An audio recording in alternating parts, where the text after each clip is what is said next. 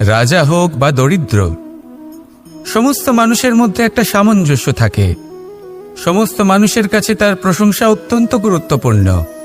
সে খুবই প্রসন্ন হয় যদি আপনি তার প্রশংসা করেন, কিন্তু আপনি যদি তাকে এটা বলেন যে এটা তোমার ভুল ছিল, তোমার কিছু খামতি ছিল, তখন সেটা সে মানতে রাজিই থাকে না।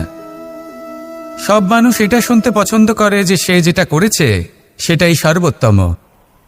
এবার আমি আপনাকে একটা কথা বলি, এই হলো নিন্দা, এই হলো প্রশংসা, আর এই হলো সত্য, যা সবার থেকে উচ্চস্থানীয়।